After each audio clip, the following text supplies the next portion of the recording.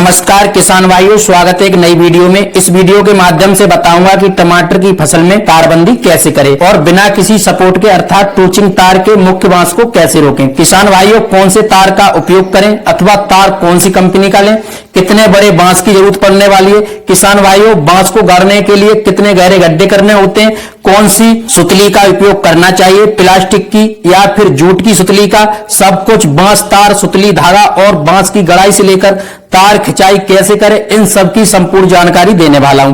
किसान भाइयों, अगर आप खेती करते हैं तो वीडियो पूरा देखना। भविष्य में कभी भी टमाटर की खेती करने का प्लान बन जाए तो आप मेरी बताई हुई बातों पर यकीन करके खेती करना, आप कभी भी फेल नहीं होंगे। किसान भाइयों, टमाटर की खेती में 90% कामयाबी हासिल करेंगे ही करेंगे, यह बात मैं दावे के साथ कह रहा हूं। किसान भाइयों, अगर आपको खेती में इंटरेस्ट नहीं है, यानी खेती में आप रुचि नहीं रखते हैं, तो अपने अन्य किसान भाई को वीडियो शेयर करके कुछ मदद कर सकते हैं, जिससे अच्छी जानकारी अन्य किसानों को मिल सके और उन्हें टमाटर खेती से अधिक लाभ मिल सके। किसान भाइयों, अगर चैनल पर पहली बार आए हैं तो चैनल को सब्सक्राइब जरूर कर लेना। आपका सपोर्ट ही मेरे लिए महत्वपूर्ण है, मुझे सपोर्ट जरूर करें। चलिए वीडियो को शुरू करते हैं। किसान भाइयों, धान की फसल में बांस गाड़ने शुरू करें तो किसान भाइयों, जब हमारी टमाटर की फसल में निराई गुड़ाई होने के बाद तुरंत पानी फसल में लगा दें। उसके बाद 10 से 15 दिनों में नमी सूख जाए और दूसरी ओर आपके टमाटर के पौधे 1 से 2 फीट की लंबाई में बढ़ जाएं। और किसान भाइयों, तभी एक बात का ध्यान देना है कि हमारे पौधे सीधे ना खड़े होकर जमीन पर गिरने लगे तो समझ लेना कि हमारी टमाटर की फसल के पौधे बंधने लायक हो गए हैं। किसान भाइयों, इसी समय आपको बांस, तार, सुतली,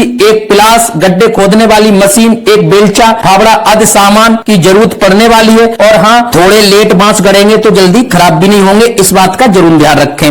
किसान भाइयों, अब बात करें बांस की तो बांस 2 तरह के आते हैं। नंबर 1 रेडीमेड, जिसे आप मार्केट से खरीद सकते हैं। दूसरा गांव की देसी बांस, जो अक्सर ग्रामीण क्षेत्रों में देखने को मिल जाता है। किसान भाइयों, रेडीमेड में कई तरह के बांस देखने को मिलते हैं। किसान भाइयों, आपके दिमाग में आ रहा होगा कि हमें टमाटर की खेती के लिए कौन सा बांस लेना चाहिए, तो मैं आपको बता दूं किसान भाइयों, टमाटर के लिए अगर रेडीमेड बाजार से खरीद रहे हैं तो 1.5 इंच से लेकर 2 इंच और अधिक से अधिक 3 इंच की मोटाई का बांस, वो भी पीला पका हुआ जड़ तरफ का मिल जाए तो और भी अच्छा है, जिसके भीतर की परत अथवा दर की मोटाई आधी इंच से लेकर 1 इंच तक होनी चाहिए, जिसे ठोस बांस भी कहते हैं। किसान भाइयों, अगर किसी ग्रामीण क्षेत्र में बांस मिल जाए तो और भी अच्छा रहेगा, क्योंकि रेडीमेड की अपेक्षा ग्रामीण क्षेत्रों के बांसों की कार्य क्षमता 2 साल अधिक होती है। इसलिए किसान भाइयों, अगर किसी गांव से बांस ना भी मिले तो रेडीमेड बांस, पका हुआ जड़ तरफ का ठोस बांस ले सकते हैं। इस तरह के बांस लेने के फायदे क्या क्या हैं, तो देखिए किसान भाइयों, इसके दोनों सिरे मिट्टी और पानी में 4 से 5 महीने गड़े रहेंगे, जो कि जल्दी सड़ेंगे नहीं अथवा खराब नहीं होंगे। अगर ठोस नहीं होंगे तो जल्दी मिट्टी पानी से गल सकते हैं। दूसरी बात यह है कि मजबूत पका हुआ ठोस बांस खेत की मेड़ साइड पर मुख्य बांस गाड़ते हैं तो टूटने, गलने, लचने की समस्या नहीं होती है और बिना खूंटा के अर्थात बिना टूचिंग के रोक सकते हैं। किसान भाइयों, एक बात और बता दूं कि मेड़ की साइड वाला जो बांस गाड़ना है उसकी मोटाई 2.5 से 3 या 4 इंच होनी चाहिए, जिससे तार खींचने पर आगे नहीं झुकेगा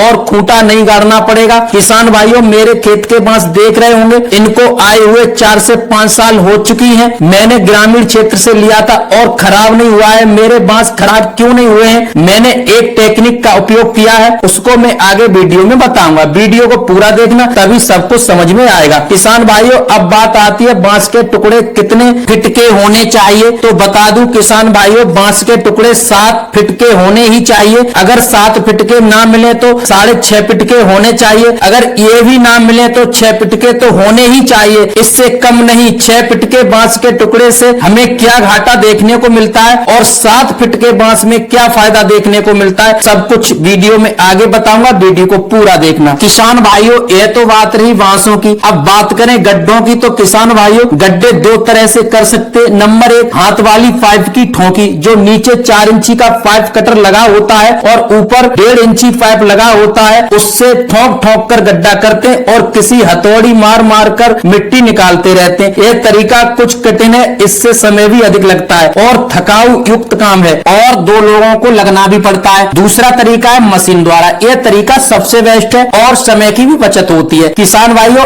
आप 2 से 3 लोग मिलकर मशीन ले सकते या फिर किराए पर भी गड्ढा करा सकते हैं। अगर मशीन लेना चाहते हैं तो यह आपको 10 से लेकर 12,000 तक की मिल सकती है। किसान भाइयों, अब बात करें कि गड्ढा कैसे करें, तो बता दूं कि अगर आपके बांस 2 से 3 इंच तक के मोटे जड़ तरफ के बांस हैं तो आपको मशीन का बर्मा 4 इंची का लेना है। बांस के अनुसार ही बर्मा का प्रयोग करना है। आपको बांस खेत की मेड़ साइड पर मोटे बांस लगाने हैं तो 4 इंची का बर्मा सही रहेगा। अगर बांस पतले हैं तो कम इंची का या पहले से घिसा हुआ बर्मा का प्रयोग कर सकते हैं। मेरे कहने का मतलब है कि अगर आपको मुख्य बांस 2 इंची मोटे हैं तो 4 इंची बर्मा का प्रयोग ना करें, और बीच वाले बांस पतले हैं या मोटे हैं पर यहाँ पर 4 इंची बर्मा काम कर जाएगा। इस बात का जरूर ध्यान रखें। किसान भाइयों, अब बात करें कि गड्ढों की गहराई कितनी रखनी है। तो किसान भाइयों, अंदर पूरे खेत में 1 से 1.5 फीट गहरे गड्ढे करा लेना चाहिए और साइड वाले मुख्य गड्ढा 2 फीट गहरे गड्ढे होने चाहिए। किसान भाइयों, अब बात आती है कि बांस से बांस की दूरी अर्थात गड्ढे से गड्ढे की दूरी कितनी होनी चाहिए। तो किसान भाइयों, यहाँ पर समझने में कुछ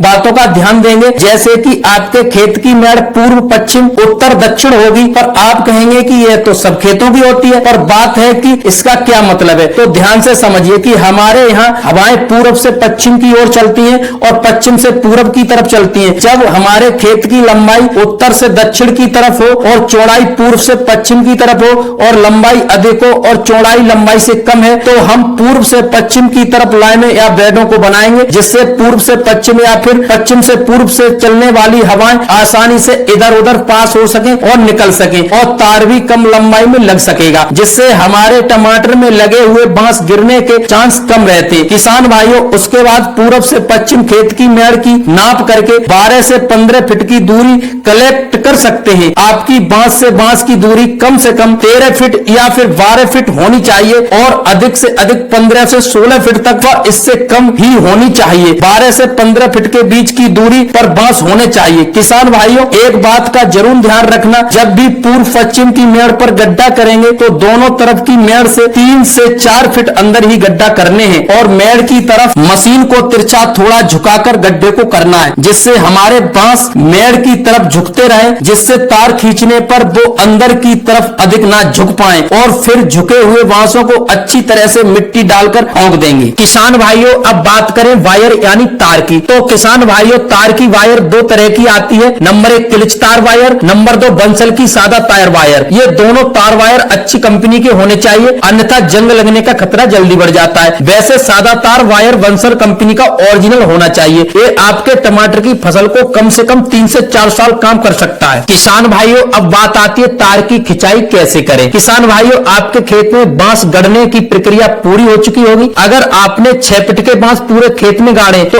1 फीट बांस जमीन के अंदर गड़ गया होगा और अब केवल ऊपर की तरफ 5 फीट का बांस बचा हुआ होगा, या ज्यादा भी बचा हुआ हो सकता है या फिर कम भी हो सकता है। किसान भाइयों, अगर 5 फीट या 4 फीट या फिर 3 फीट का बांस जमीन में गड़ने के बाद ऊपर इतना बचा हुआ है तो 3 फीट के बांस पर टूटे हुए बांस का टुकड़ा लगाकर तार से बांध सकते हैं, जिससे आपका पूरा बांस 5 फीट का बनकर तैयार हो जाएगा, जिस तरह से मैंने बांधा हुआ है। क्योंकि जमीन से तार की ऊंचाई 4 से 5 फीट तक ही रखनी होगी, क्योंकि 3 फीट से नीचे तार रखने से कोई फायदा नहीं होगा। 3 से 5 फीट की ऊंचाई में तार होनी ही होनी चाहिए। उसके बाद किसान भाइयों, अब बारी आती है तार खींचने की। तो तार को सभी लाइनों के बांसों पर इस तरह से फूर लेंगे, मतलब फैला देंगे। और एक बात का ध्यान रखना है, जैसे आप देख रहे होंगे कि मैंने अपने खेत की लाइन पर 12 से 13 बांस के टुकड़े यानी डंडे लगाए हुए हैं, जिसकी बांस या डंडे से दूरी 14 से 15 फीट नाप कर रखी हुई है। अब करना क्या है कि 6 बांस के टुकड़े तार को खींचते हुए अर्थात लाइन के आधे बांस पूर्व मेड़ की तरफ के पश्चिम की ओर तिरछे झुकाकर तार टाइट कर देंगे और फिर पश्चिम मेड़ की तरफ के बांस पूर्व की मेड़ की तरफ तिरछे 6 इंच झुकाकर टाइट कर देंगे। जैसे मैंने एक फोटो लगा दिया है, उसे अपनी स्क्रीन पर वीडियो में देख सकते हैं। उसके बाद किसी प्लास से पकड़कर या लकड़ी में लपेटकर तार को खींच सकते हैं। तार खींचते समय एक पैर बांस पर और दूसरा जमीन पर रखकर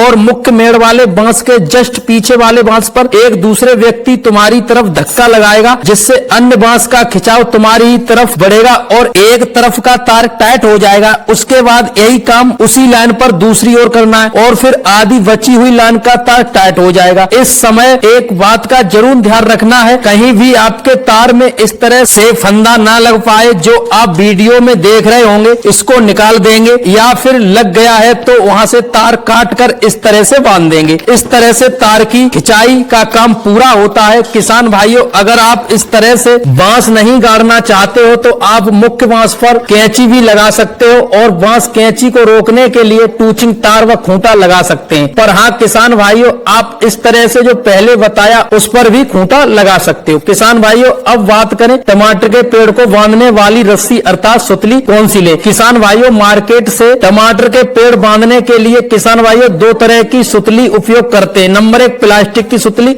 नंबर 2 जूट की सुतली। प्लास्टिक की सुतली की बात करें तो यह सस्ती और मजबूत टिकाऊ भी होती है और सस्ती होने के कारण खर्चा भी कम आता है। पर किसान भाइयों, इसके नुकसान भी है। अगर आप टमाटर की फसल उजड़ने के बाद गीली आल को सीधा जुताई कराते हो तो यह प्लास्टिक की सुतली पूरे खेत में 1 साल से लेकर 3 साल तक देखने को मिलती है और दूसरी फसल की निराई गुड़ाई आदि करने में दिक्कत आती है। इसका एक ही सॉल्यूशन है, जब आपके टमाटर की फसल बिल्कुल सूख जाए तब बांसों को उखाड़कर और खेत से बाहर निकालकर उस टमाटर की आल या पराली को जगह जगह इकट्ठा करके आग भी लगा सकते हैं। किसान भाइयों, अब बात करें कि ये कौन सी कंपनी की लेनी चाहिए, तो किसान भाइयों ये सबसे अच्छी कंपनी है शक्तिमान। किसान भाइयों, शक्तिमान कंपनी की प्लास्टिक की सुतली हल्की व पतली होती है जिससे खर्चा भी कम आता है। किसान भाइयों, अब बात करें जूट की सुतली की, तो किसान भाइयों यह महंगी तो होती है और अधिक खर्चा भी आता है, पर इससे पर्यावरण के लिए कोई खतरा नहीं है, सीधी इसकी जुताई करा सकते हैं। अब किसान भाइयों, मैं आपको बताऊंगा कि मेरे बांस 4 साल में भी खराब नहीं हुए। इसका एक कारण था कि मैंने एक गांव से देसी बांस खरीदे थे जो काफी मोटे, ठोस, मजबूत पके हुए बांस थे, जिनको मैंने 7 फीट के टुकड़ों में काटा था और कोई 8 फीट के थे और कई बांस पुंछ यानी ऊपर की तरफ के 8 से 9 फीट तक के बच गए थे, जिसके टुकड़े फिर नहीं किए।